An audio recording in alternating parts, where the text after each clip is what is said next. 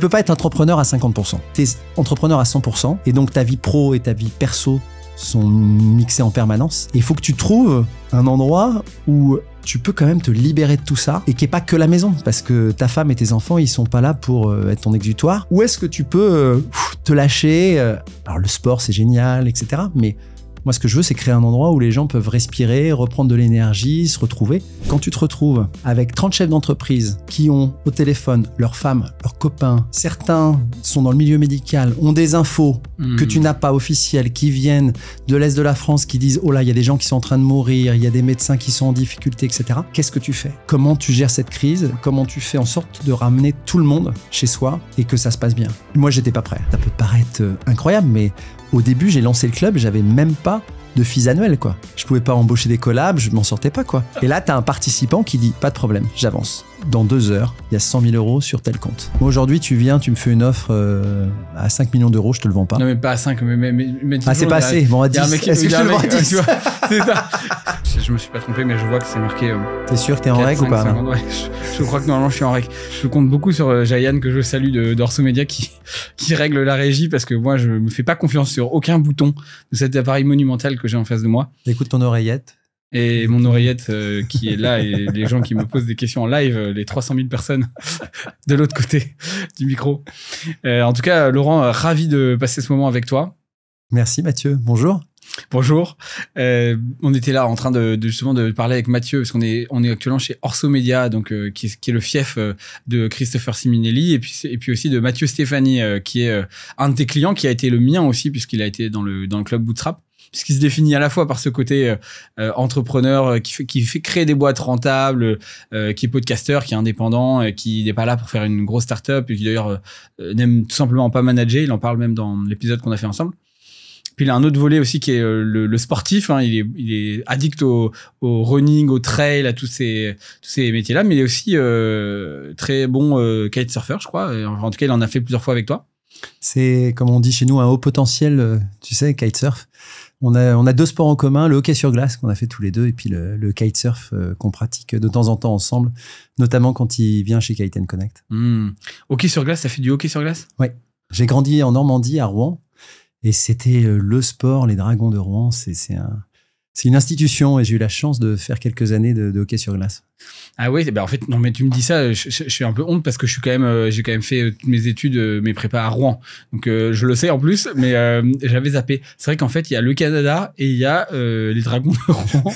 Presque. Ouais, quasiment, parce que bon, c'est vrai que c'est rare. Mais c'est quoi? C'est vrai que hockey sur glace, t'as le droit, parce que moi, j'avais lu un truc, que t'as le droit de te taper dessus tant que les 2 mecs sont encore debout, et c'est qu'au moment où ils tombent, où l'arbitre les sépare. Oui, bah après, c'est un sport viril. C'est ça qui est sympa d'ailleurs dans ce sport. C'est un sport avec des valeurs, des règles, c'est très communautaire. Et quand tu t'engages là-dedans, tu y es à fond. Et puis, bah, quand il y a un moment de virilité parce qu'il y a eu un impact fort ou que tu veux te mesurer à l'autre, bah oui, tu peux te retrouver au milieu de la bagarre, et tant que t'es 2, l'arbitre l'arrête pas forcément, et que l'autre n'est pas à terre, l'arbitre l'arrête pas, oui. Alors, c'est quoi le point commun que tu fais entre le kite et le hockey? Alors, je sais pas si je fais un point commun. Ce qui est sûr, c'est que déjà, c'est un sport de glisse, hein. T'as deux composantes. T'as la glisse. En kite, tu glisses sur l'eau, là, tu glisses sur la glace, et t'as quelque chose à manier avec tes mains. En hockey sur glace, c'est prépondérant, c'est même le plus compliqué, c'est le maniement de la crosse. Pour manier ton palais et être un bon hockeyeur, je dirais que c'est même plus important des fois que le patinage. Et ben en kite, c'est pareil, c'est le maniement de ta barre pour manier ton aile. Et en fait, la différence entre un très bon kitesurfer et un champion du monde, c'est tout ce qui se passe avec tes mains pour manier ton aile. Ok, c'est en fait tout ce qui est invisible. Ce sont des sports très complets en fait. Alors c'est pas invisible, mais ça a un impact sur ta trajectoire ou la trajectoire du palais. Ok. En tout cas, oui, bien sûr. Évidemment, c'est la glisse, quoi. Le point commun pour toi. Bien sûr. Ouais. Ok. Bon, écoute, je vais d'abord te présenter, mon cher Laurent, pour les auditeurs qui ne te connaissent pas, mais peut-être aussi pour ceux qui te connaissent, parce que parfois on connaît les gens, mais on connaît pas le dessous de l'histoire. Voilà. Alors, toi, ton business, Laurent, il commence par un kite. Pas par un business plan, pas par un tableur Excel, par du vent, de l'adrénaline, des rencontres sur la plage. En 2014, tu quittes 10 ans de salariat pour lancer Kite & Connect sans te demander si c'était scalable ou quand tu pourrais faire ton exit. Tu en avais marre des séminaires insipides que tu te farcissais quand tu bossais dans le conseil. Ce que tu voulais, toi, c'était connecter les humains. Faire du business différemment, en tongs, en short, mais avec du fond. Aujourd'hui, ça fait 11 ans, et les chiffres te donnent raison. 500 membres actifs, de l'indépendant au patron de la tech. 300 dirigeants qui bloquent 4 jours de leur agenda pour se retrouver au B2B Kite Summit. Le prochain, c'est quand déjà ? Fin septembre. Fin septembre 26-30 septembre, au sud du Maroc, à Darla. Qui est ton lieu phare où tout a démarré. C'est l'endroit où beaucoup de choses sont possibles autour du kitesurf. Il y a plein d'endroits dans le monde, mais celui-là, il est directement accessible de la France avec des vols directs. Et tu as des conditions qui sont incroyables pour partager la passion du kite et du wing. 250 millions d'euros de business générés entre les membres, ça c'est juste sur les 3 dernières années. Donc si les gens se demandent si on est juste en slip en train de prendre des pina colada, en fait il y a quand même du vrai. On peut faire des choses sérieuses sans se prendre au sérieux. Donc en pina colada, en short et en buvant des pina colada. Exactement. Et aussi 1% de ton chiffre d'affaires qui est reversé à des causes environnementales. Et pourtant, il y a cette petite voix qui plane au-dessus de ton épaule. Celle qui dit, est-ce que c'est un vrai business ? Ou est-ce que c'est un club de potes qui marche parce que tu es là pour l'animer ? Parce qu'au fond, tout repose sur toi, ton énergie, ton réseau, ta capacité à embarquer les autres. Et la question qu'on va se poser ensemble aujourd'hui, c'est celle-ci. Peut-on construire un business pérenne quand tout repose sur soi et sur sa passion ? Ok. Challenge relevé. Challenge accepted. Ouais. Avec plaisir. Ce qu'il faut préciser, c'est que entre ma vie de salarié et la création de ce club, j'ai commencé une vie entrepreneuriale où je me suis retrouvé comme beaucoup d'entrepreneurs qui ont monté leur boîte avec plein de challenges que je connaissais pas, qui étaient complémentaires à mon savoir-faire, à mon expertise. Et donc, rapidement, au bout de quelques mois, j'ai été confronté à cette solitude de l'entrepreneur, comme beaucoup de gens qui nous écoutent. Et j'ai cherché des solutions. Alors, tu peux écouter des podcasts et c'est super. Tu peux aller à la rencontre d'autres entrepreneurs, mais rapidement, en fait, tu te rends compte qu'il te faut une communauté dans laquelle tu vas pouvoir t'inspirer, échanger, trouver des connexions pour te sentir moins seul et puis trouver des idées, avancer plus vite. Et c'est le fait que j'ai pas trouvé la communauté qui me convienne qui m'a créé un side project, ce Kite & Connect, qui est devenu aujourd'hui mon activité principale. D'accord, mais alors au début, tu voulais faire quoi ? Mon activité d'entrepreneur, c'est lié à mon dernier métier, qui était directeur marketing et communication. Et donc, j'avais une expertise avec un associé dans le retail. Et on a monté une boîte dans le retail de direction marketing et communication externalisée, qui a tout de suite super bien marché. Donc ça, c'est une bonne nouvelle. La mauvaise nouvelle dans tout ça, c'est que tu dois croître, tu dois prendre des décisions, tu dois embaucher. C'est pas ton métier, toi. Moi, j'ai été salarié, donc j'avais aucune expertise là-dedans. Et c'est là que je me suis posé la question d'aller chercher de l'info auprès d'autres entrepreneurs. Et après, tu t'es rendu compte, en fait, ça te portait beaucoup plus. En fait, j'ai monté les deux projets se sont développés en parallèle pendant 4-5 ans, jusqu'en 2018-2019. Et en 2018, j'ai revendu les parts de cette première société à mon associé. Ah, mais d'accord, je ne savais pas du tout. Donc, tu as quand même fait le fameux exit. Voilà, j'ai fait, comme tu dis, un petit exit, parce que ça restait une petite structure à l'époque, bien sûr. Mais hyper intéressante, hyper humaine. Donc, j'ai cette première aventure entrepreneuriale. Et puis, j'en ai quelques-unes à côté. Mais aujourd'hui, mon activité principale, c'est ce club Kite & Connect. Alors, je te pose la première question, c'est la traditionnelle. C'est quand la dernière fois, Laurent, que tu t'es senti à poil et sans filet ? Bon, alors aujourd'hui, on est en canicule, hein, donc on est un peu quelque part obligé d'être dénudé, donc je vais jouer le jeu. C'était un autre événement un peu particulier, la crise du Covid. 2020, tu te souviens de mars 2020 ? Bien sûr. Tout s'est précipité en quelques jours. Il y avait une rumeur de Covid qui arrivait.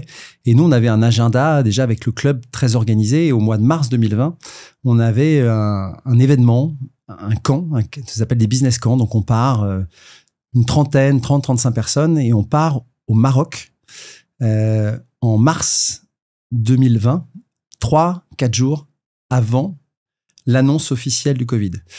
Moi, je sens que la situation est complexe, mais aucun des participants ne se pose réellement la question. Mais par sécurité, quand même, j'appelle le ministère des Affaires étrangères qui me dit non, pas de problème. effectivement, la crise est en train de monter, mais on vous appellera. Là, vous partez demain. Vous êtes parti une semaine. Vous en faites pas. Tout va bien se passer. Donc, on arrive au Maroc. On démarre notre événement avec nos séances de business, avec nos séances de sport, avec nos séances d'échange, de partage, nos repas, etc. On déroule notre activité. Et au bout de 2 jours, par les médias, par les infos, par Internet, on apprend qu'en fait, dans 2 jours, la France va être confinée et que les liaisons aériennes vont être coupées et que c'est le bordel, quoi. Et donc là, t'es vraiment à poil et sans filet parce que quand tu te retrouves avec 30 chefs d'entreprise qui ont au téléphone leurs femmes, leurs copains, leurs potes, certains sont dans le milieu médical, ont des infos que tu n'as pas officielles, qui viennent de l'Est de la France, qui disent « Oh là, il y a des gens qui sont en train de mourir, il y a des médecins qui sont en difficulté, etc. » Tu as du fake, du non-fake, tu as plein d'infos. Chacun, naturellement, et c'est humain, veut trouver une solution pour se rapatrier, peut-être lui-même. Donc, il y a des personnes dans les participants qui se disent oh moi, je vais prendre une voiture, je vais remonter tout le Maroc et puis après, je vais passer en bateau. D'autres qui se disent je vais à Casa et puis je vais attendre, je vais trouver une solution, on va me rapatrier. Donc, qu'est-ce que tu fais? Comment tu gères cette crise? Comment tu fais en sorte de ramener tout le monde chez soi et que ça se passe bien? Et là, moi, j'étais pas prêt. Moi, je peux te dire que j'étais pas prêt. Et ce qui nous a sauvés, je pense, c'est que Kite & Connect, déjà, à l'époque, avait 5-6 ans, qu'il y avait un noyau dur de personnes et qu'en fait, déjà, la complémentarité des participants à cet événement nous ont sauvés. Alors, pourquoi la complémentarité? Parce que si tu décides de rentrer comme ça, au bout de quelques heures, on s'est rendu compte que la seule solution, comme tous les avions étaient pris d'assaut et qu'il n'y avait aucune possibilité, c'était d'affréter un avion. Ah, d'en louer un. Tu affrètes un avion, donc d'en louer un, sauf que tu n'en as pas au Maroc. Donc, trouver un avion en Europe qui vient au Maroc, que donc tu payes pour ça, dans lequel tu charges tous les participants et tu rentres à Paris. Tu as 48 heures pour le faire parce que tu sais que quand ça va être confiné, ça va être plus compliqué. Donc, il te faut trouver l'avion.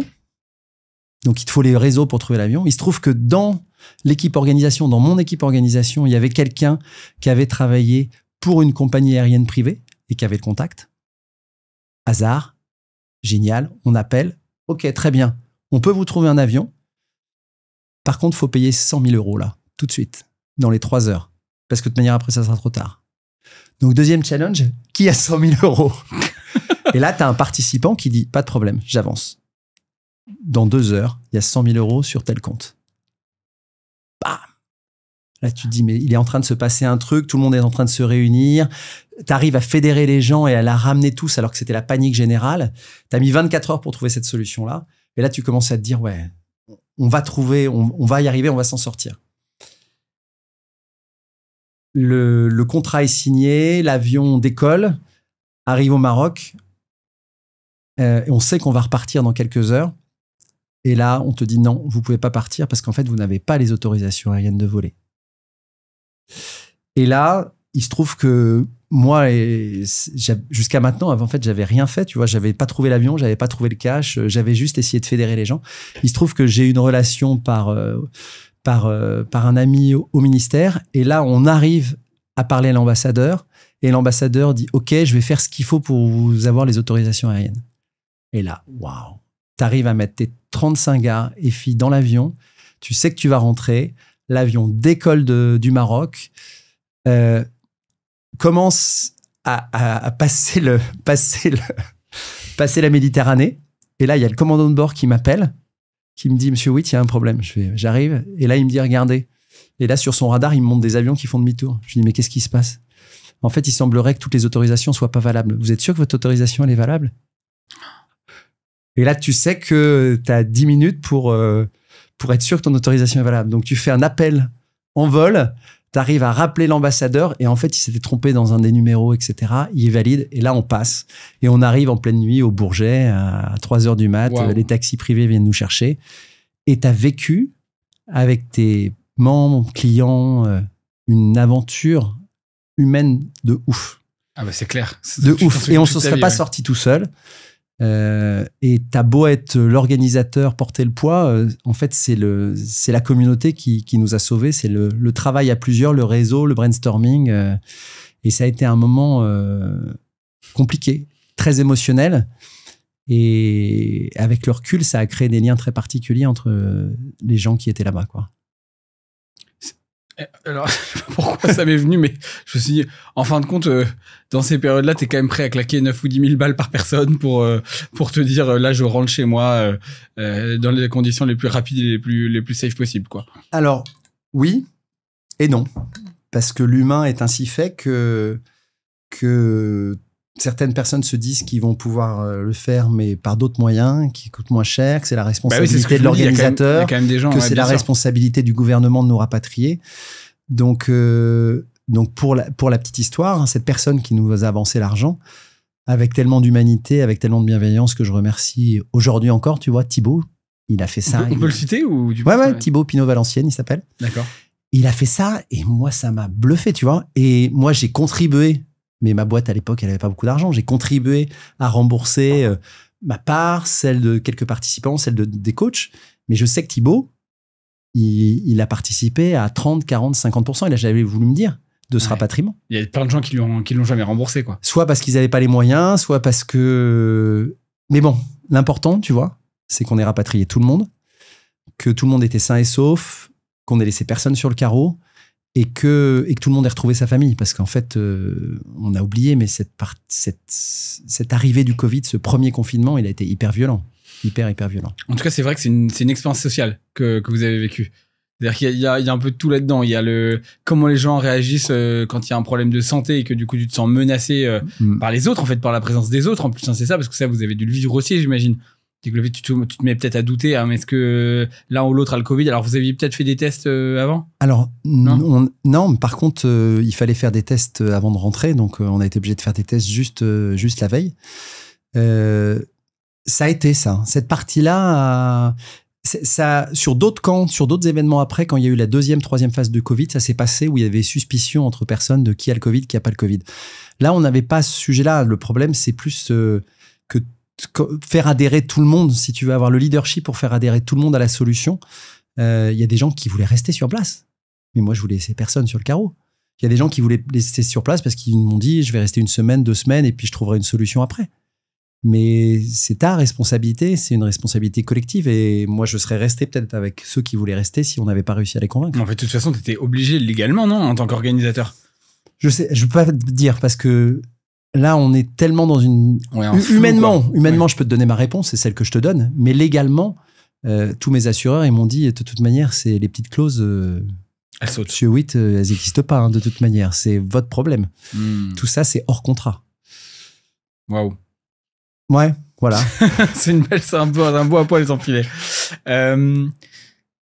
J'aime bien faire le lien, tu vois, entre l'histoire, ton enfance et qu'est-ce qui t'a donné envie d'entreprendre, parce que ça donne toujours un peu un éclairage sur plein de choses. Donc, est-ce que tu peux me décrire et nous décrire où t'as grandi et peut-être aussi quand est-ce que tu as su que tu voulais être entrepreneur? Et peut-être que c'est venu que d'ailleurs dans ta vie salariée, hein, mais quel lien tu fais entre en tout cas ton enfance ou ton adolescence et ce drive d'entrepreneur que tu as? Alors écoute, moi j'ai grandi en Normandie, donc à Rouen, je t'en ai parlé. Vraiment, je pense que j'ai eu de la chance. J'avais des parents qui étaient bienveillants.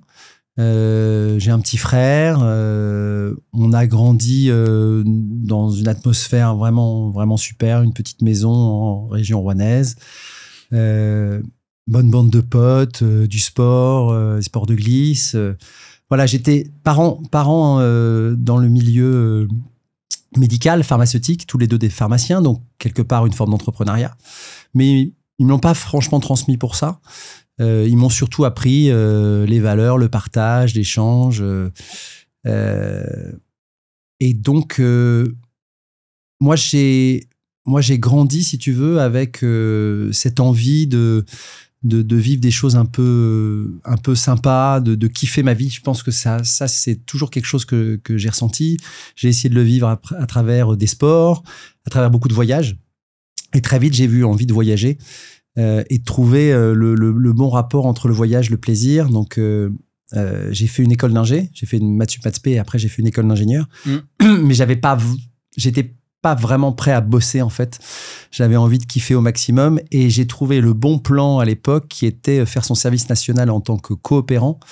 Et donc ça, on est en 1995 et pour faire le service national en tant que coopérant, bah, tu pouvais le faire pour certains pays en Afrique, en Océanie ou pour des départements et territoires d'outre-mer. Et donc moi, j'ai eu la chance de partir à l'île de la Réunion. Donc tu vois, à 22 ans, je suis parti vivre là-bas en me disant, attends, je vais kiffer, je vais apprendre le surf, je vais faire des sports de glisse, je vais faire de la randonnée, je vais faire du parapente et puis je vais apprendre vraiment un métier parce qu'en école, à l'époque, tu avais beaucoup moins de stages, beaucoup moins d'alternance et tu sortais, tu savais pas faire grand-chose honnêtement. Hein. Et donc c'est vraiment là que j'ai vécu mes premières années professionnelles. Avec peut-être ce qui me lie à l'entrepreneuriat, c'est peut-être le fait de vouloir être indépendant, de gérer mon rythme de vie comme je voulais, si tu veux, d'être un peu libre. Et c'est un driver souvent de beaucoup d'entrepreneurs, se dire est-ce que j'ai envie d'être libre ou pas. Toi, en tout cas, c'est ton plus gros driver, tu dirais. Moi, je pense que c'est la liberté, mon plus gros. Ouais, je pense que c'est le plus gros driver qui m'a amené là. C'est pas l'ambition professionnelle, c'est pas l'argent. C'est,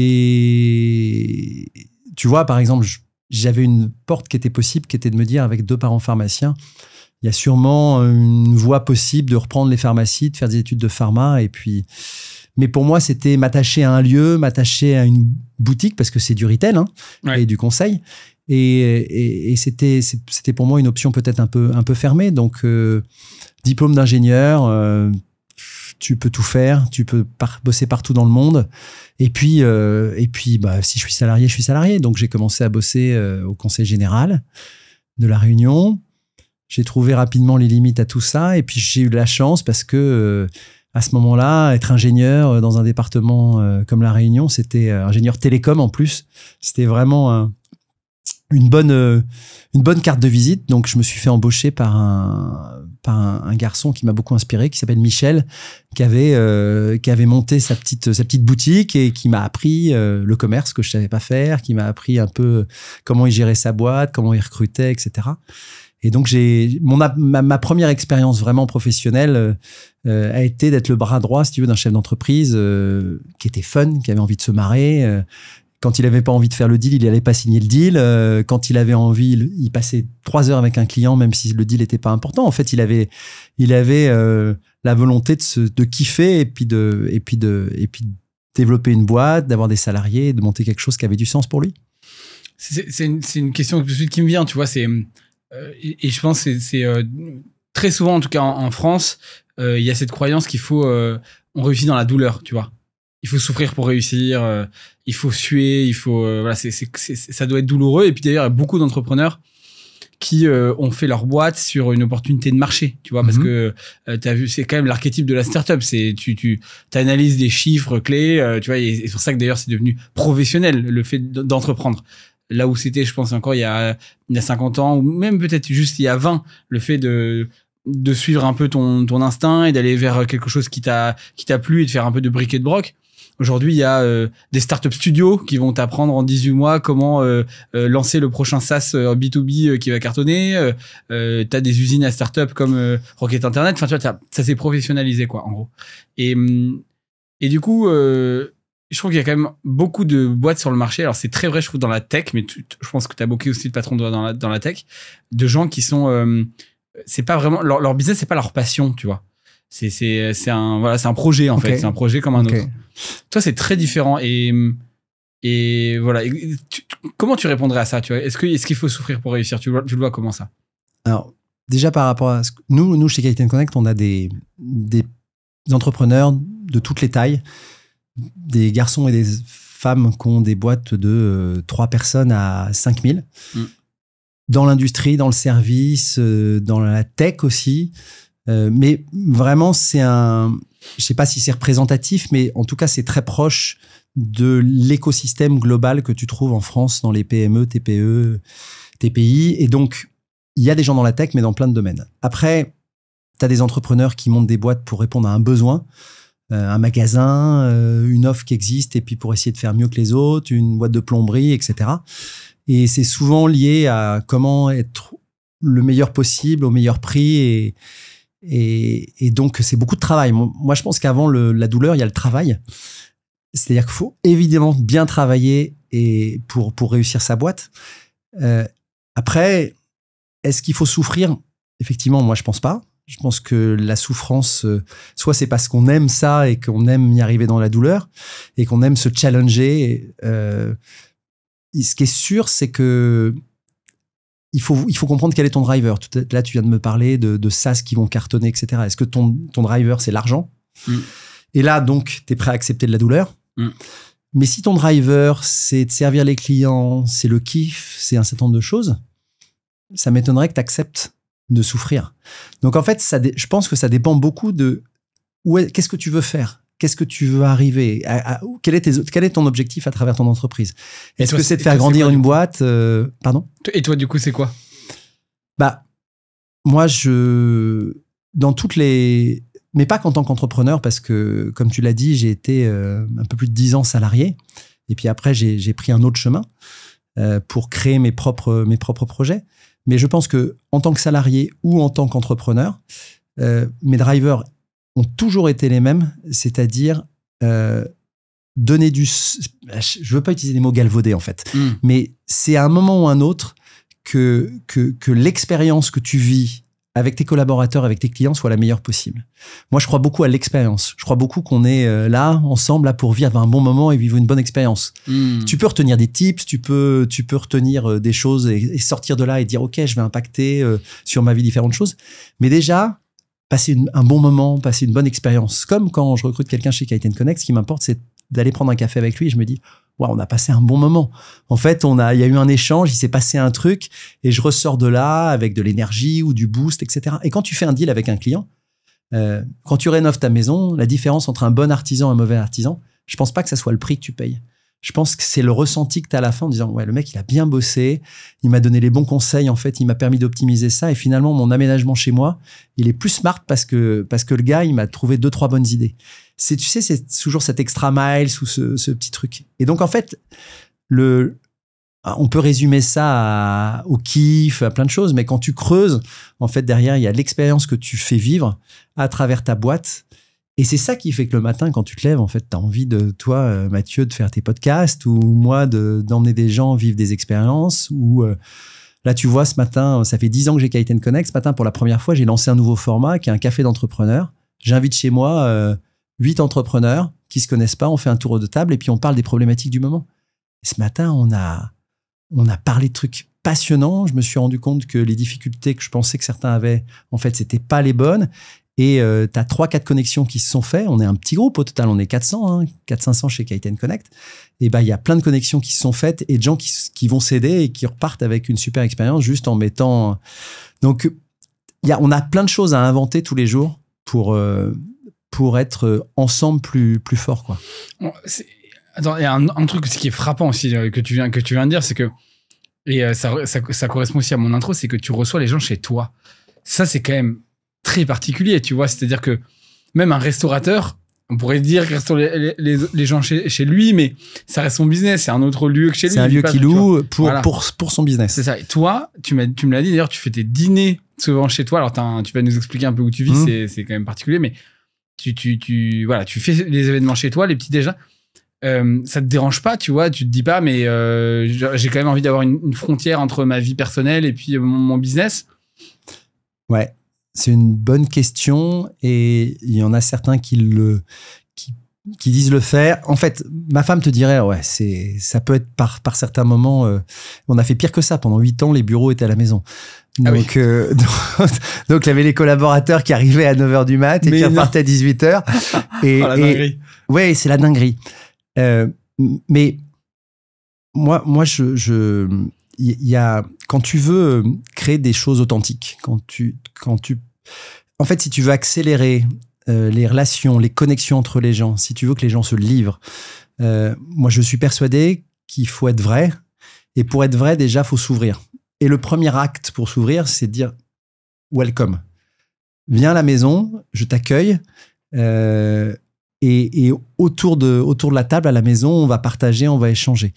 Et le fait d'accueillir les gens chez soi, c'est leur laisser la possibilité aussi, eux, de s'ouvrir et de partager. Les restaurants ou les lieux que tu préfères, c'est les lieux où tu te sens comme chez toi. C'est parce que la personne qui t'accueille te dit bienvenue Mathieu, limite te dit connaît tes habitudes, sait que t'aimes bien cette table-là et en fait ce petit truc-là change. Et moi, quand j'accueille des membres du club, alors l'idée c'est pas porte ouverte, hein, tu t'inscris, c'est pas open bar et tout le monde vient pas tous les matins à la maison si tu veux, parce que sinon on deviendrait fou. On peut pas débarquer chez toi voilà. N'importe quand en disant bah Laurent, tu me fais un petit croissant et on va papoter. Voilà, non mais on a un bel environnement, on a une terrasse et c'est vrai que moi j'adore l'humain, hein, si tu veux. On est de richesse que d'hommes, hein. C'est vraiment ça, une entreprise, c'est les hommes et on sous-estime, je pense qu'on sous-estime énormément la solitude dans laquelle se trouvent les entrepreneurs et le fait de leur donner la possibilité régulièrement de dire des choses qu'ils peuvent pas dire ailleurs, qu'ils peuvent pas dire à un micro, qu'ils peuvent pas dire à leurs collaborateurs, qu'ils peuvent pas dire à d'autres. Tous les jours, moi j'ai des entrepreneurs qui m'appellent en me racontant des choses incroyables, qui sont dures parce que avec leurs associés, ils peuvent se faire virer parce qu'ils n'avaient pas vu les clauses, parce qu'un client qui les croyait, en fait, c'est dur. C'est un métier t'es 100% entrepreneur. T'es pas. Et puis t'as zéro chômage, hein, en plus. Tu peux pas être entrepreneur à 50%. T'es entrepreneur à 100%. Et donc ta vie pro et ta vie perso sont mixées en permanence. Et il faut que tu trouves un endroit où tu peux quand même te libérer de tout ça. Et qui n'est pas que la maison, parce que ta femme et tes enfants, ils sont pas là pour être ton exutoire. Tes potes, ils ont d'autres trucs à parler. Donc, c'est où est-ce que tu peux te lâcher. Alors, le sport, c'est génial, etc. Mais moi, ce que je veux, c'est créer un endroit où les gens peuvent respirer, reprendre de l'énergie, se retrouver. Et si c'est chez moi, ça peut être une partie dans l'écosystème Kiten Connect de la solution.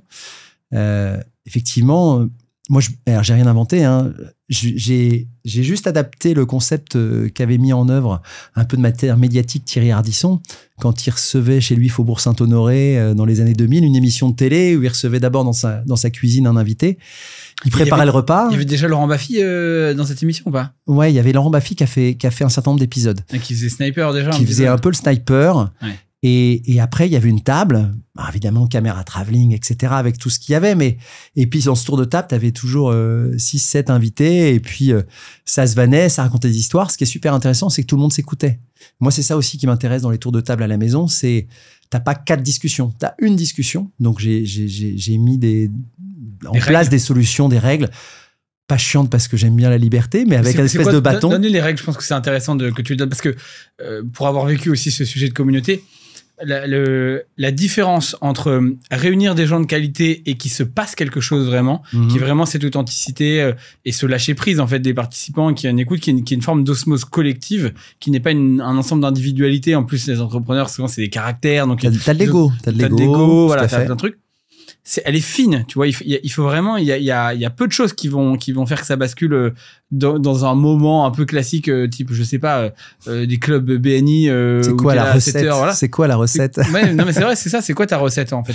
Qu'est-ce qui fait que des gens qui se retrouvent chez toi là d'un coup à 8h45 du mat vont vraiment vivre une expérience? Alors, moi, j'ai appris en marchant, hein, donc j'ai appris tout ça au fur et à mesure. Je viens pas de l'événementiel, je viens pas du monde communautaire. L'expérience que j'ai eue à travers mes boîtes, c'est du marketing, de la com, du monde de la tech. Donc tout ça, je l'ai appris au contact des autres. Et mes opinions ont évolué au fur et à mesure. Le côté, en fait, pour que ça tienne, il faut des valeurs dans les participants, humaines fortes. Il faut qu'il y ait des problématiques qui soient communes, donc l'entrepreneuriat. Et il faut, alors je dis il faut, mais c'est parce que c'est ma conviction, il faut des passions communes qui permettent quelque part aux gens de se mettre à poil. Ce que je veux dire par là, c'est que quand tu as des entrepreneurs qui partagent sur plusieurs jours des dîners, des repas, des séances de sport, où ils transpirent ensemble, où ils vivent des émotions qui sont fortes, où en fait, ils n'ont pas de costume, Ils ont pas, tout l'apparat s'enlève. Ils sont à poil, juste avec leurs shorts. Et bien, une fois que tu es dans cette situation-là, que tu vis avec d'autres personnes que tu sais pas, qu'à côté de toi, le gars, il a une boîte de 200 personnes ou de 3 personnes qui travaillent dans tel milieu, et que tu réunis des entrepreneurs d'environnements très différents, en fait, tu n'es plus en représentation. Tu enlèves ton costume d'entrepreneur en représentation pour enfiler celui de chef d'entreprise où tu te livres et où en fait rapidement tu dis bah ouais, aujourd'hui ce qui m'angoisse c'est ça, ou mes enjeux sont ceux-là. Et en fait ce qui est assez génial, c'est quand tu arrives à une taille critique, nous aujourd'hui je pense qu'on a une taille suffisante, tu vois, 400-500 entrepreneurs, où quand tu as une problématique dans le club, tu as soit quelqu'un qui a déjà résolu cette problématique, soit quelqu'un qui peut t'aider à la résoudre. Donc tu peux toujours trouver une réponse à la question que tu te poses. Et ça, en fait, les participants, ils en ont conscience. Ils ont conscience qu'autour d'eux, il y a la bienveillance, que personne ira répéter ce qui se dit. Et donc, ils se disent, bah, je lâche. J'y vais à poil et sans filet. Je lâche que... Je suis obligé de te la faire, celle-là. Mais je lâche ce que j'ai à lâcher et on verra bien. Et en fait, à chaque fois qu'ils le font, je dirais que 90% du temps, ils ont un retour, ils ont un feedback qu'ils ne s'attendaient pas, qui leur permet de grandir, d'avoir une partie de la réponse. Et donc, du coup, comme tu es en confiance, eh ben, tu y vas, quoi. Et le fait d'allier sport, détente, et puis des bonnes valeurs fait que bah, ils se sentent dans une énergie qui font que, effectivement... En fait, en tout cas, ce que je trouve déjà aussi très fort là-dedans, et tu l'as dit, mais... c'est le fait que quand tu sais pas... Parce que le problème des clubs de business la plupart du temps, c'est qu'en fait tout le monde a un petit peu bonheur. Carrément, tu peux avoir ta petite étiquette avec marqué Jean-Michel, CEO de CFS, Jean-Charles, COO de je sais pas quoi, tu vois. Et nous, on a ça, mais on a juste le prénom. Voilà, mais t'as juste le prénom. Je sais juste que c'est Laurent, je sais pas de quoi. Mais quand tout le monde est Mathieu. Quand t'arrives effectivement dans une soirée business où tout le monde est sapé, moi j'ai fait un club il y a pas très longtemps comme ça, mais hyper guindé dans un hôtel de luxe. Mais en fait, tout est fait pour que on parle de ta fonction, de qui de qu'est-ce que tu es, qu'est-ce que tu représentes, mais pas qui tu es vraiment. Et le fait d'être comme tu dis en slip et de pas savoir si tu parles à un patron de la tech ou peut-être un indépendant qui démarre. En effet, la relation elle est tout de suite authentique, quoi. C'est pas toi qui m'avais dit qu'il y avait un gars, un PDG et c'est pas toi qui m'as raconté cette histoire, un PDG et je sais plus un jeune stagiaire qui se sont rencontrés dans un comme ça, un événement de sport, je sais plus quelle anecdote. Et du coup, ils sont restés potes parce que le PDG, il a jamais de relation quasiment authentique avec qui que ce soit parce qu'il a une posture à tenir. Et lui, il aurait jamais eu accès à ce mec-là parce que bah il faut casser 1000 échelons avant, quoi. Et du coup, je sais plus l'anecdote. Mais en gros, ils sont restés. C'est vrai que ça peut arriver parce que nous, on n'a pas de critères de chiffre d'affaires ni d'euros levés. On a des critères sur l'humain qui sont liés à la personnalité de la personne qu'on a en face. On a des critères sur quand tu viens, bah, tu joues le jeu de faire du kite ou de faire du wing. Et même si tu sais pas en faire, c'est pas grave, tu vas apprendre. Parce que d'abord, ça passe par le sport, le partage d'émotions, le fait de se dépasser, le fait de se challenger. Et c'est de là, si tu veux, qu'apparaît ce business émotionnel parce qu'il naît d'abord du partage d'émotions et de vivre ensemble des choses fortes. Et effectivement, on pourrait pas le faire si on faisait juste des soirées, juste des dîners. C'est parce qu'on part une fois tous les 2 mois. Ceux qui veulent partent faire du kite sur 3 jours ou une semaine à la presqu'île de Gien, au sud de l'Espagne à Tarifa, au Maroc à Darla dont j'ai parlé tout à l'heure, au Brésil. Et on essaie de lier l'utile à l'agréable, si tu veux, en se disant, OK, on va vraiment déconnecter, prendre du temps pour soi. Et moi, je suis persuadé qu'une entreprise qui réussit, c'est un entrepreneur qui est heureux et qui a la banane. Et un entrepreneur qui a la banane, il revient dans ses équipes. Bah, tu l'as vu plein de fois, je pense. Il donne tellement de motivation qu'en fait, c'est mieux que de rester... enfermé dans tes tableurs Excel, à regarder tes chiffres. Voilà, et de se dire, oh là là, on va se planter, les gars, qu'est-ce qu'on va faire, quoi. Et donc, aller chercher à l'extérieur régulièrement, en tant qu'entrepreneur, de l'entraide, de l'énergie, des idées, pour moi, c'est essentiel. Ça devrait être remboursé, j'allais dire par la Sécu, mais tous les entrepreneurs demain devraient faire partie d'une communauté entrepreneuriale.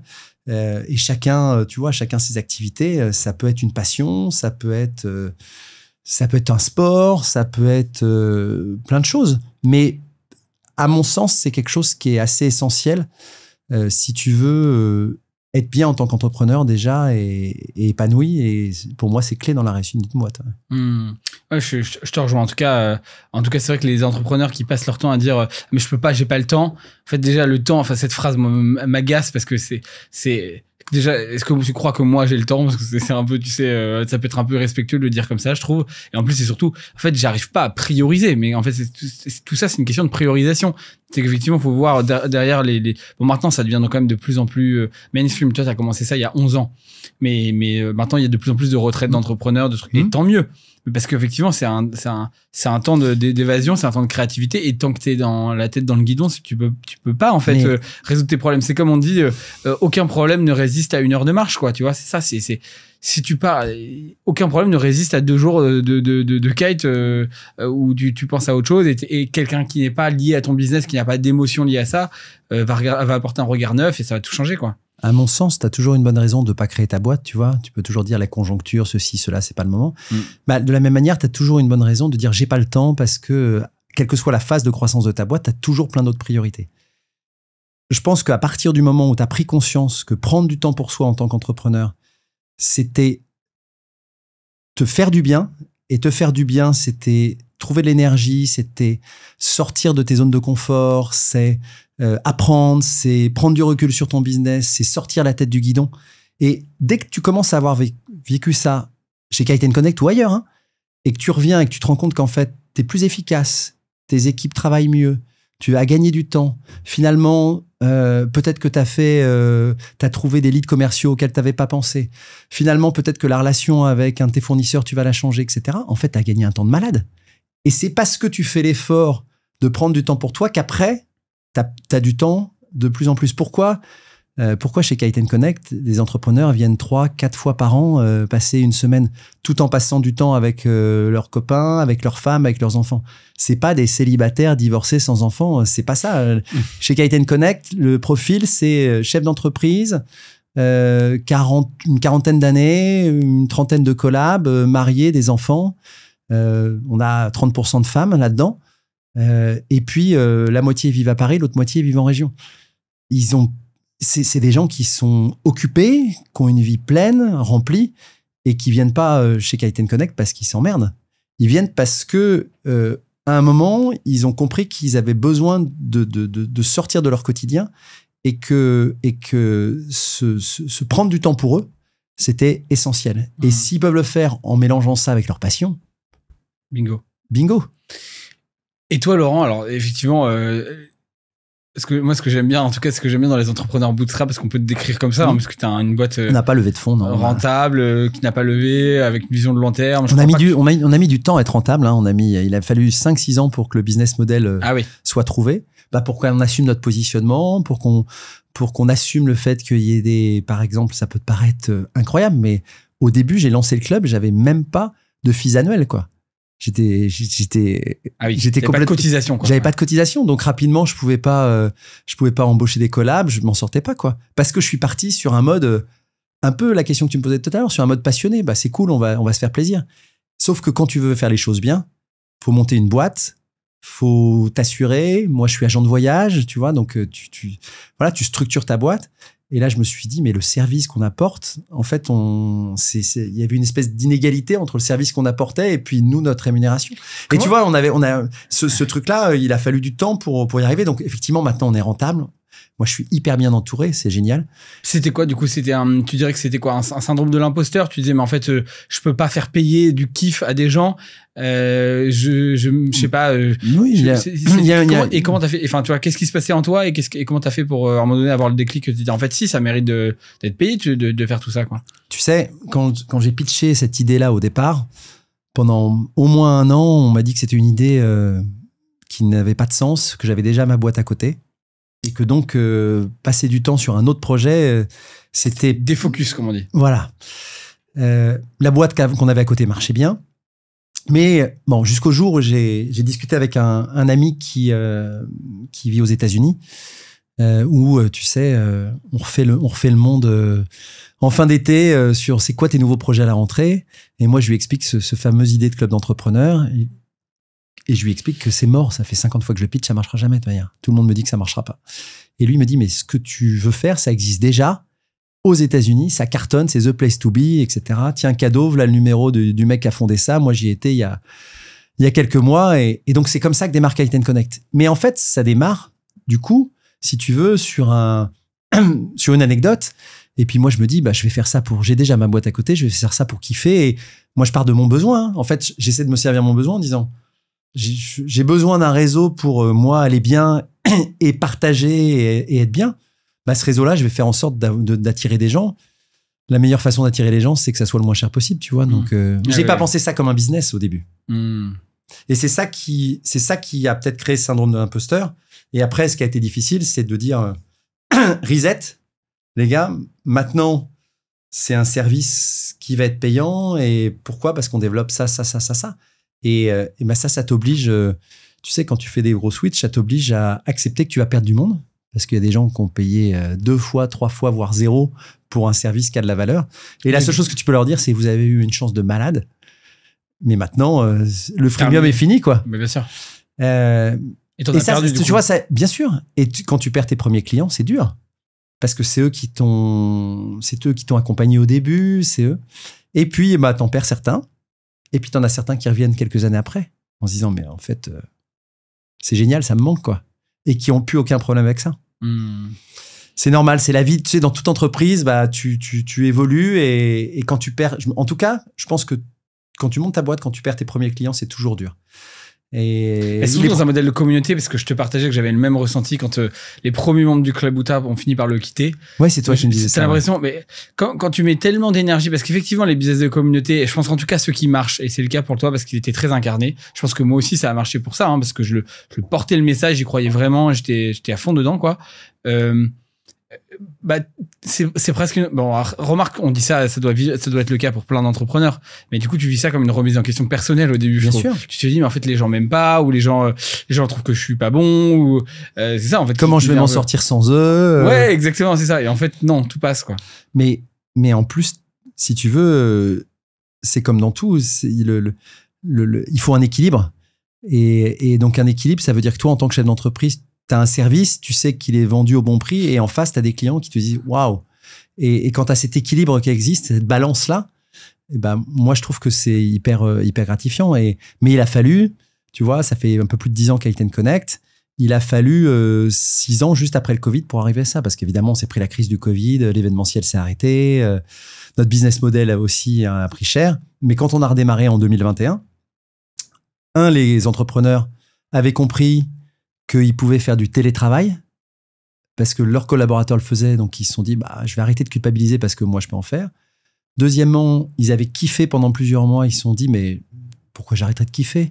Ma boîte elle a continué à tourner et je kiffais quand même un peu parce que j'ai été au bord de la mer, j'ai fait des trucs, donc peut-être que je peux m'accorder 1-2 semaines par an pour faire ça. En fait, ils se sont autorisés des choses. Le Covid a failli à la fois tuer notre boîte, tuer le principe de K10 Connect, et en même temps ça nous a permis de renaître avec plein de choses beaucoup plus positives dans le mindset des gens. Un truc qui me vient aussi, c'est que ce qui est particulier dans ton cas, c'est qu'effectivement, tu as créé une communauté pour faire du business émotionnel et pour que les gens puissent partager leurs problèmes, être en authenticité, être à poil, quoi, concrètement, comme on l'a dit tout à l'heure. Mais toi, t'es quand même le patron, tu vois.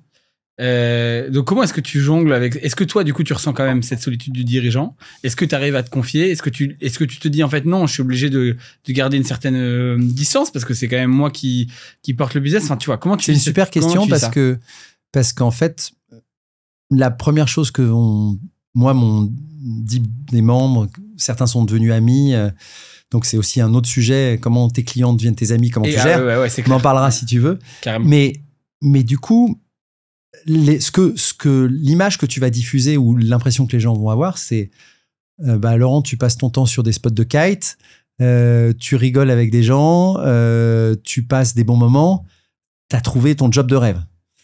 Et c'est vrai quelque part que ce job-là, il est un peu de rêve dans le sens où j'ai réussi à combiner ma passion et mon travail. Mais le sujet derrière tout ça, c'est toi, quand tu dois, tu sais, le métier d'organisateur, d'agent de voyage, c'est un métier où on va te parler que de ce qui marche pas. C'est comme les avions, la SNCF, c'est la bouffe qui est pas bien, le coach qui est pas là à l'heure, l'avion qui a été en retard.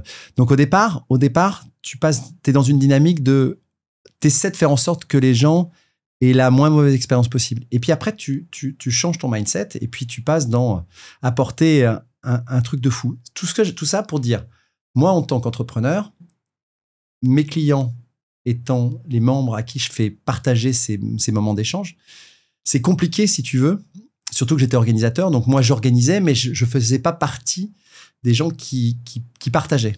Maintenant que je suis staffé, déjà, ce qui change, c'est que moi-même, dans les dîners, moi-même, dans les exercices qu'on fait, c'est-à-dire les séances de co-développement, les séances de one-to-one, je m'autorise, ce que je n'autorisais pas avant, je m'autorise à être aussi avec les participants. Donc aussi à mettre sur la table des problématiques que je peux avoir, plutôt perso ou autour de Kite & Connect, parce que c'est pas évident, mais je mets autour de la table des problématiques. Et je m'autorise aussi à donner des conseils, etc. Tu vois, à être un membre comme les autres. Parce qu'effectivement, ça me manquait. D'ailleurs, à un moment, en parallèle de Kite & Connect, j'étais membre d'autres clubs.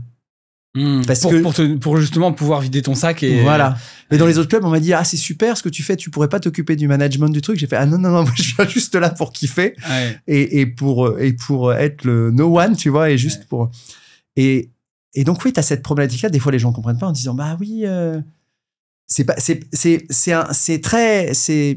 très compliqué de trouver le bon équilibre et le bon positionnement. Aujourd'hui, j'essaie en fait de m'entourer le mieux possible pour vivre l'expérience au plus près des participants et être avec eux dans ces moments d'échange, de partage, de kiff aussi.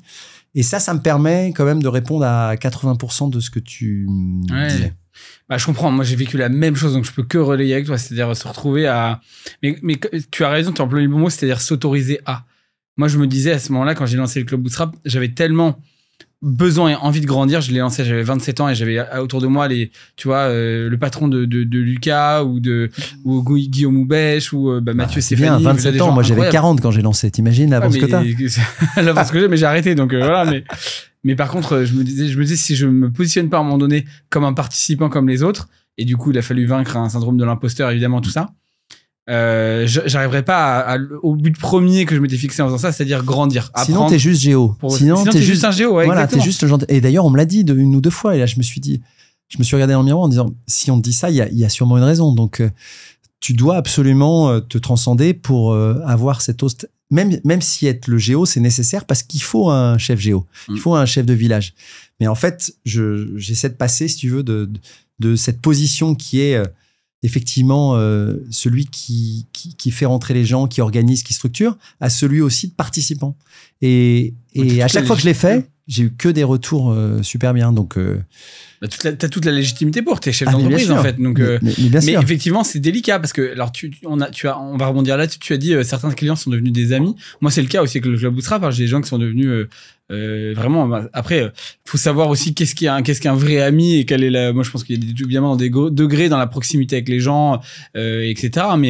Mais tu vois, toi, comment tu gères ce mélange entre le business et l'amitié? Parce que l'amitié, pour moi, en tout cas, on pourrait donner une définition. L'amitié, c'est forcément désintéressé, tu vois. Donc, il n'y a pas de relation d'argent.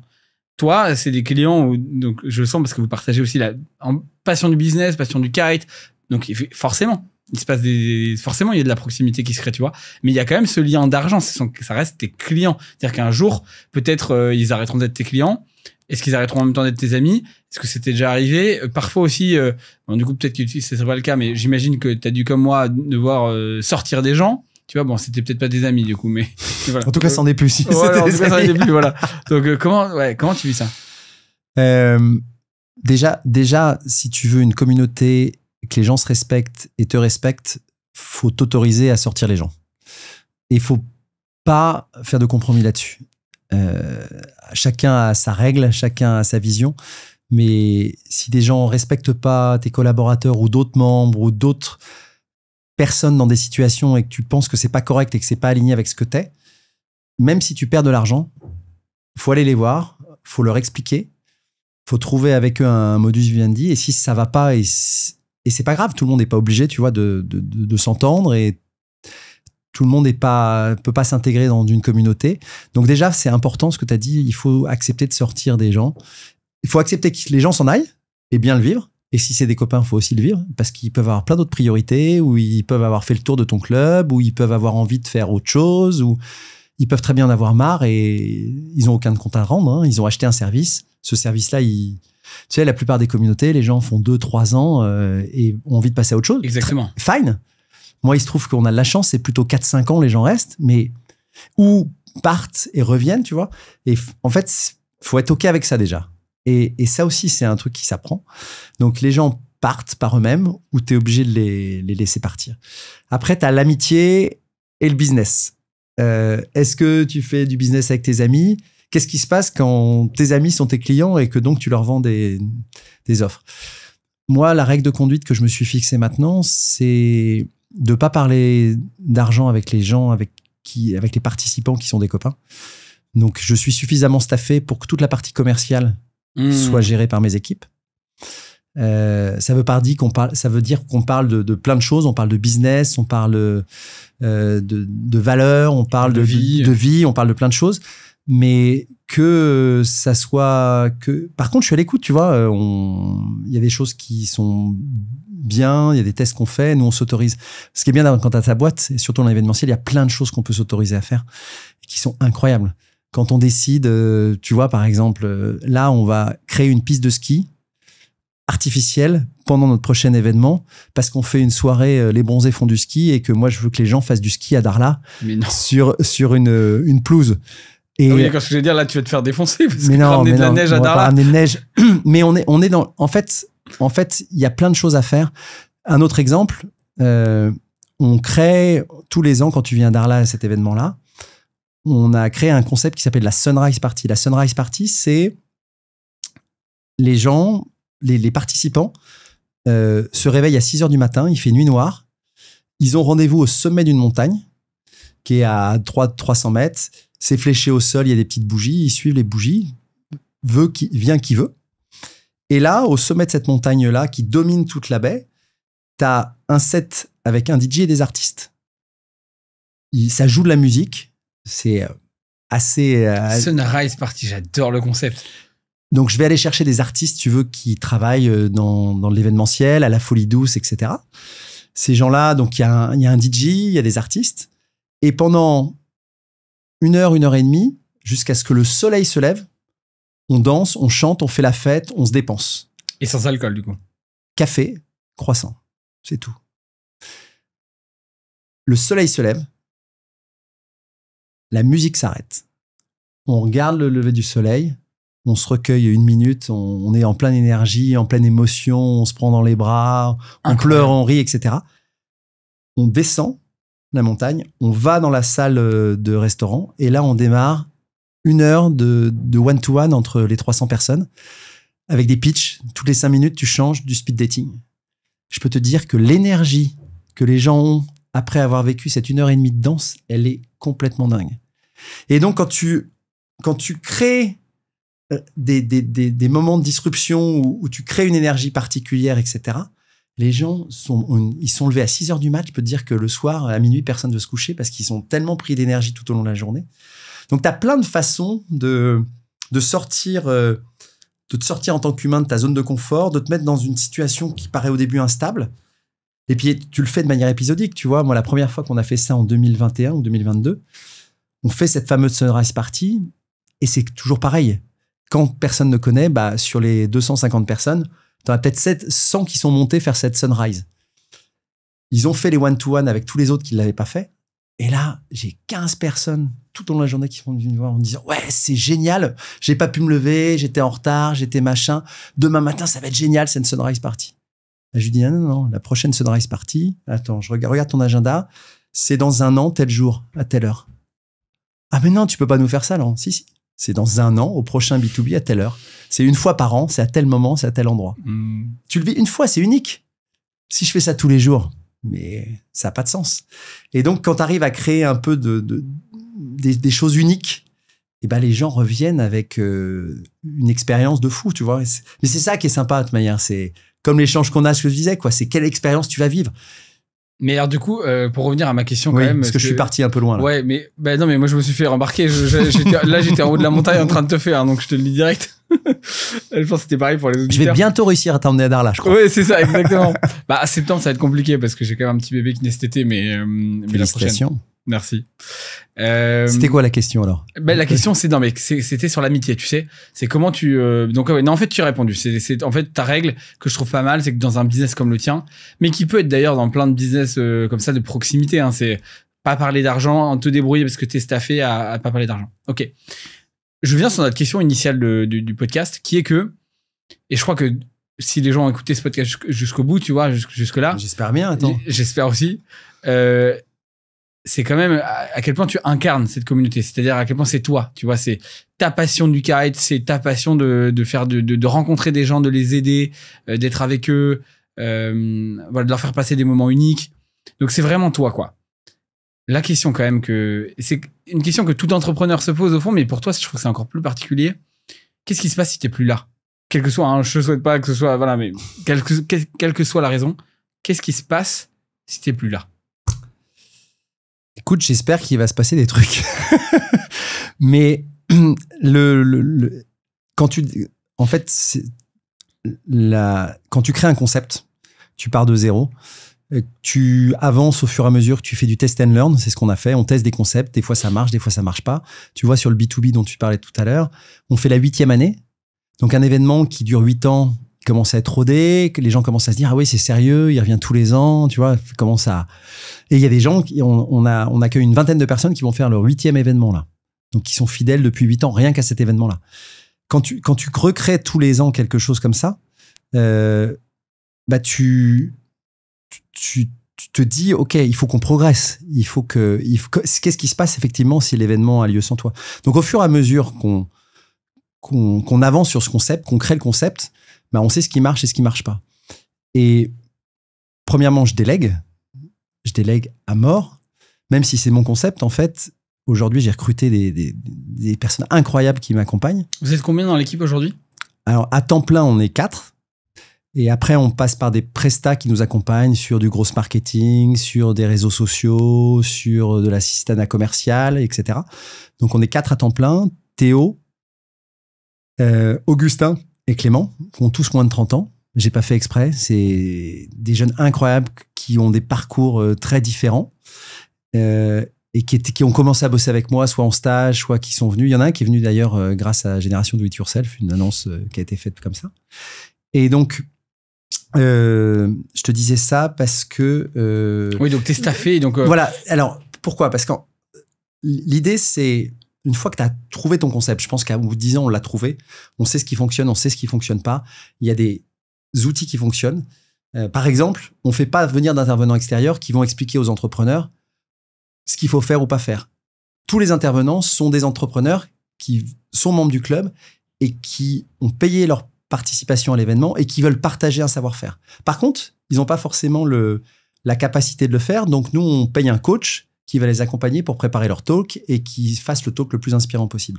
Donc, on a les process de one-to-one, on a les dîners, on a les séances de co-développement, on a les talks, on a les différentes soirées. Et en fait, c'est comme tu pourrais poser la même question à un grand cuisinier qui dit, mais comment tu fais pour gérer 4 restaurants alors que tu es dans un seul? Parce qu'en fait, il a formé ses équipes, il a des process, il achète les bons produits. Donc, nous, on va chercher les bonnes personnes, on assemble, et on a une recette. Et après, ce qui fait la magie, c'est juste d'avoir les bons ingrédients, c'est-à-dire les participants, et de faire en sorte que la mayonnaise monte. Mais aujourd'hui, mon objectif, de plus en plus, c'est de me dire, OK, si je suis pas là, comment ça fait pour tourner? Et en fait, tu vois, on travaille ça en ce moment, tu vois, c'est les objectifs avec ces 3-4 personnes-là, c'est l'objectif, c'est OK, imaginons demain, je puisse pas venir à un événement, comment il se déroule? Qu'est-ce qu'on fait? Qui peut faire ça? Et c'est hyper important. Parce que même moi, j'ai pas envie forcément d'être celui qui incarne uniquement le club dans 10 ans, tu vois. Ouais, je comprends, mais en même temps, j'imagine que ça doit être dur. Parce que je pense que l'image du chef cuisinier, c'est la bonne. C'est-à-dire que un club, avant d'être à des 400-500, ça reste quand même encore un tutu personnel, comme on dit. C'est-à-dire, c'est vraiment, je pense que je sais pas, hein, mais comme ça fait 10 ans, j'imagine que quasiment tout le monde a un lien avec toi, tu vois. Et donc, et parfois aussi, tu vois, il y a certains restaurants qui meurent après la fin du restaurateur parce qu'en fait, t'étais tellement content de venir voir ce restaurateur-là qu'après, bon, ça peut durer un petit peu un temps et puis en fin de compte, ça finit par s'essouffler. Tu vois ce que je veux dire? Je vois, mais complètement. Et mais du coup, et puis parfois aussi, toi, ça c'est un truc classique de dirigeant, il y a ce côté où t'as envie de laisser la place et en même temps, t'as pas envie de le faire, tu vois? Tu vas être un peu en mode ça quand même, c'est tellement important pour moi cette place que ça c'est dur de la lâcher, tu vois. Donc, comment tu vis ça? Je pense que la relation que tu as avec tes membres, elle est hyper importante. Et comment tu fais pour que tes collaborateurs ils créent ce lien-là? J'ai toujours pensé que parler, échanger régulièrement, c'était hyper important. Donc, par exemple, tout le monde dans l'équipe a l'obligation 2-3 heures par jour de prendre son téléphone, d'appeler un membre. Salut, ça va? Qu'est-ce que tu fais en ce moment? Pas pour lui vendre un truc, hein. Juste pour savoir comment ça va, savoir comment on peut l'aider, prendre des news parce qu'on a noté un truc sur le CRM, essayer de comprendre où il en est et savoir si on peut l'aider. Parce que notre job aujourd'hui, c'est pas d'organiser de l'événement. En fait, notre job, c'est dans le Kite & Connect, il y a le connect. C'est le connect le plus important. C'est en fait comment... Quand tu es retourné chez toi après l'événement, tu as pris des contacts avec... tu as l'impression d'être venu tout seul. Des fois, tu repars avec l'impression d'avoir 50 potes. C'est génial. Mais tes 50 potes, ils sont repartis dans leur délire, dans leur boîte, au day-to-day, etc. Et puis toi, tu n'as pas tout retenu parce que tu as vécu un truc. Voilà. Et donc, il te faut des gens qui vont t'aider à te créer le lien. Et ça. Et en fait, notre rôle avec l'équipe, là, à nous 4, et ils ont le même niveau que moi là-dessus, c'est-à-dire qu'ils ont le même degré d'échange et de partage, c'est d'appeler n'importe quel des entrepreneurs tous les jours et d'échanger avec lui, de partager, de lui suggérer d'appeler un tel pour répondre à son problème, de lui donner la petite étincelle qui va peut-être lui faire une connexion qu'il n'avait pas faite tout seul. Alors, on a des outils, on a un trombinoscope, on essaie de mettre en place des outils d'intelligence artificielle parce que le matching avec de l'IA, il y a un truc de malade à faire parce que tu as les signaux forts, les signaux faibles, les passions des gens. Et si tu peux les aider, parce que je t'ai dit tout à l'heure, soit dans le club, il y a quelqu'un qui a déjà résolu le problème, soit ils savent comment le résoudre. Donc, il faut juste trouver là où les bonnes personnes qui peuvent t'aider à ça. Et c'est le rôle de l'équipe au jour le jour. C'est pas de convaincre de signer pour tel truc ou tel truc. C'est d'appeler 5, 10 personnes, 15 personnes, prendre des news, t'es nouveau, l'aider à s'intégrer. Parce que quand un club marche bien aussi, le danger, c'est que t'as l'impression qu'il y a une espèce de noyau dur. Moi, des fois, on me l'a dit, hein, il y a un noyau dur de gens. Pour s'intégrer, c'est dur, quoi. Donc, tu mets en place du parrainage et puis t'accompagnes les gens. Et je reviens à moi, puisque la question, c'est de prendre du recul. Pour prendre ce recul-là, il faut donner le même niveau de responsabilité à tes 3-4 collaborateurs, même s'ils sont jeunes, d'appeler le chef d'entreprise qui est depuis 5 ans dans le club, qui est arrivé avant eux, et qui s'autorise à poser des questions. En fait, il y a pas de... Je veux dire, un jeune de 27 ans, il peut très bien essayer de comprendre ton business, te poser des questions. Et puis c'est pas parce qu'il a 27 ans et qu'il est juste nouveau dans ce club-là et collaborateur de Laurent qu'il peut pas en fait t'aider, quoi.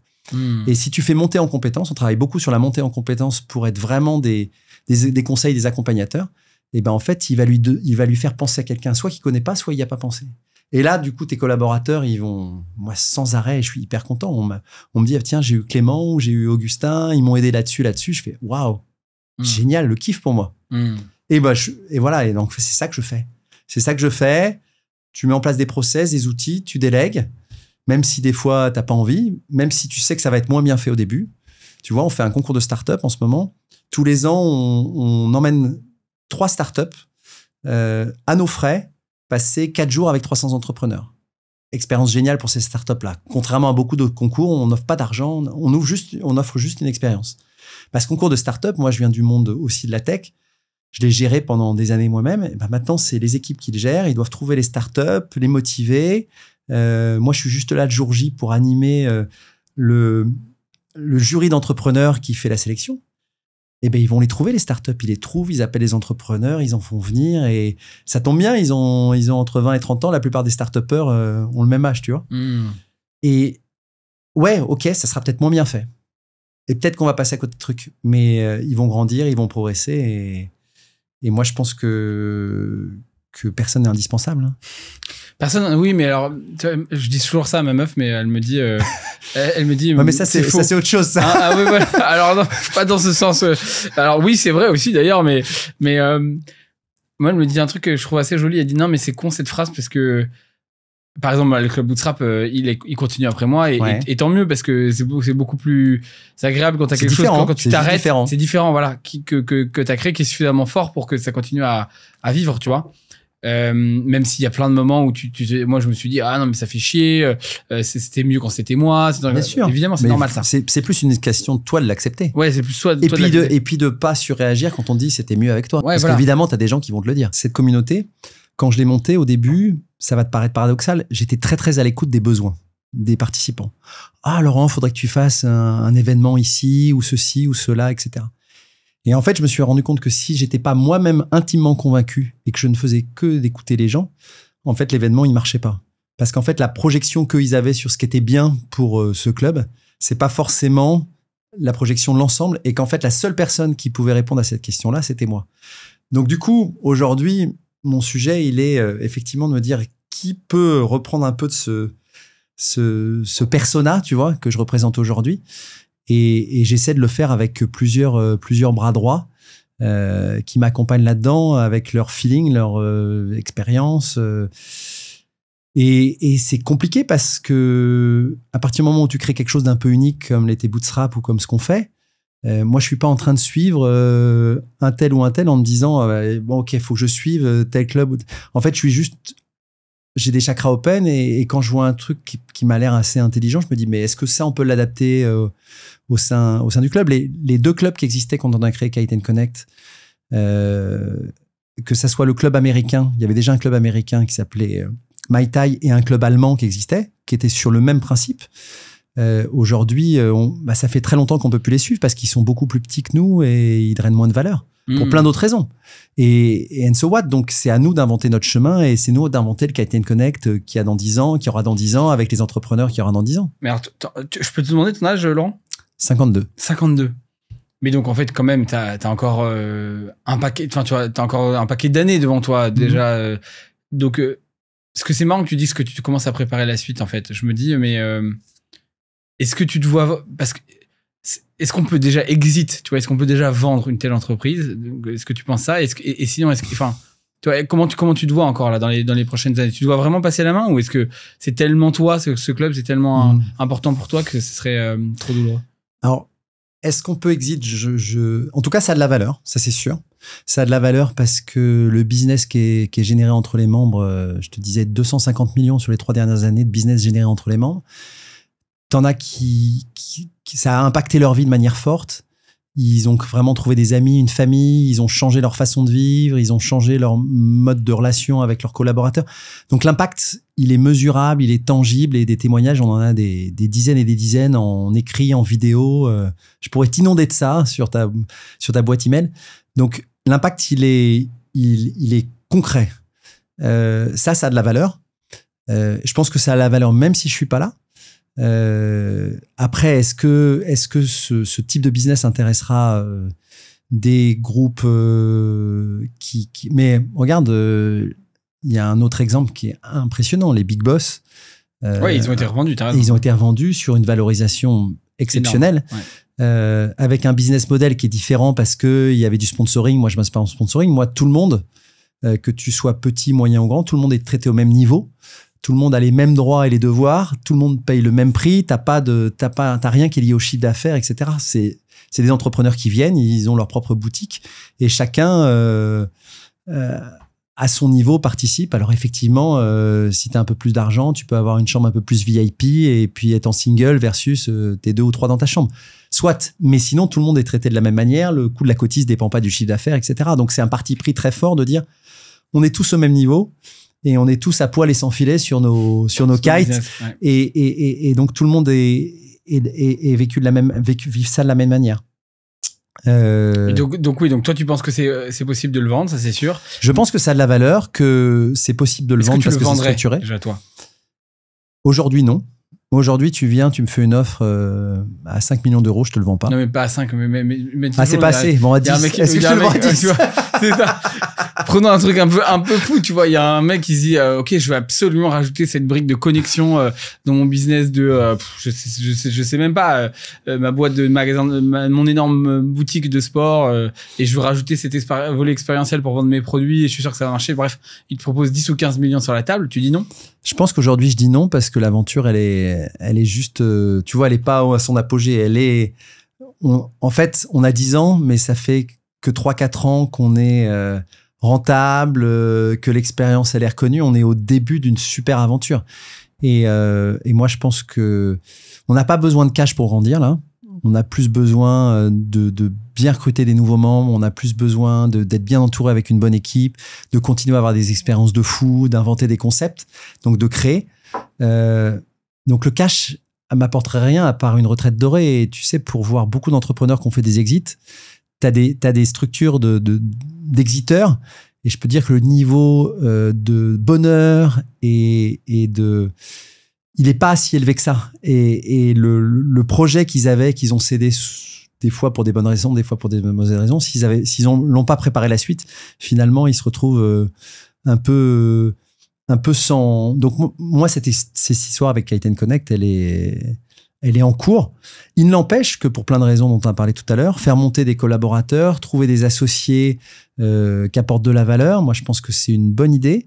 Je pense que, tu vois, ça fait 10 ans que je crée avec mes idées et aussi je suis content d'intégrer d'autres personnes qui me challenge. Moi, mon sujet, c'est que toutes les heures avec mes collaborateurs, je leur dis on va faire ça, on va faire ça, on va faire ça. Et des fois, ils me disent non, mais attends, stop. Calme-toi, on va essayer de...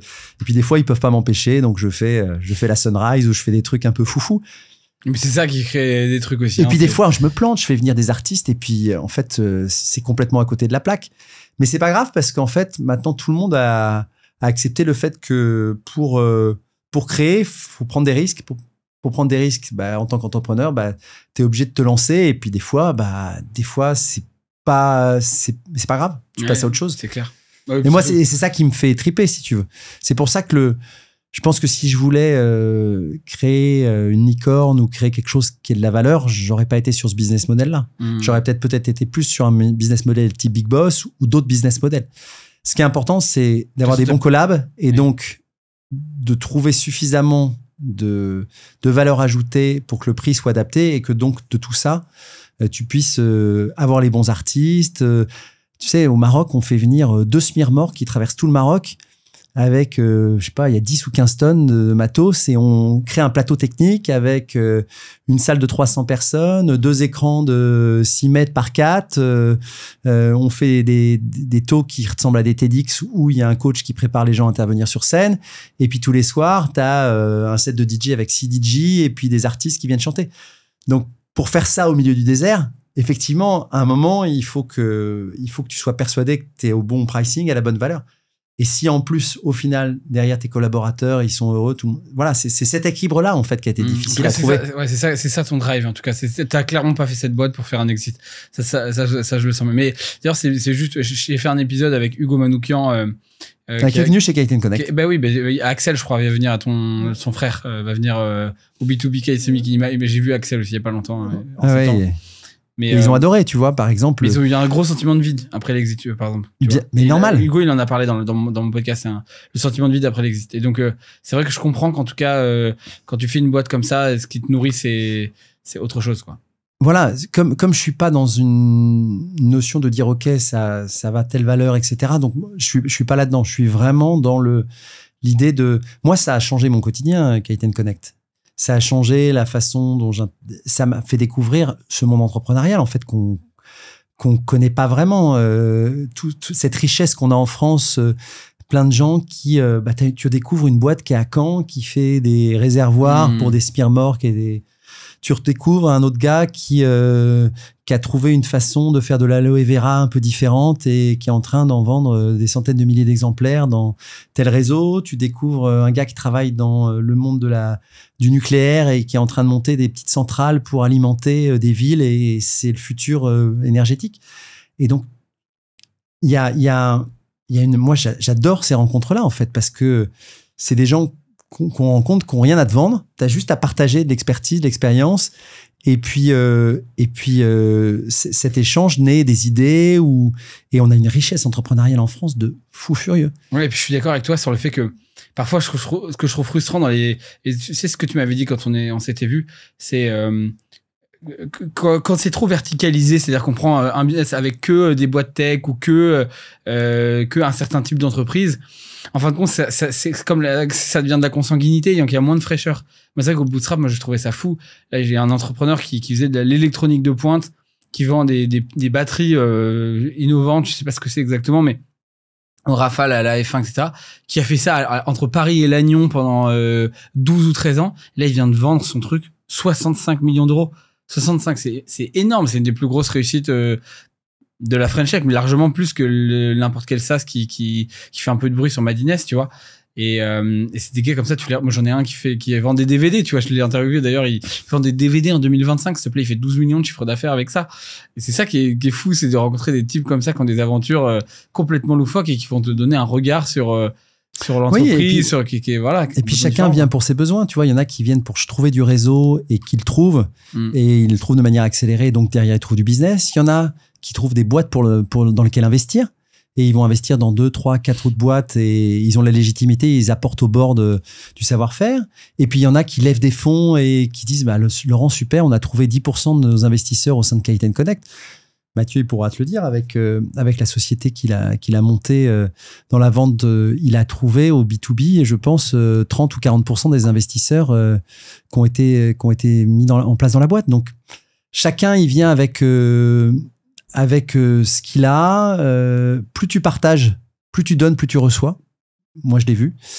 Et si tu viens que pour qualité, tu viens que pour qualité. Mais la vraie valeur, elle est dans le business émotionnel et la connexion qui est créée entre les participants sur ces quelques jours.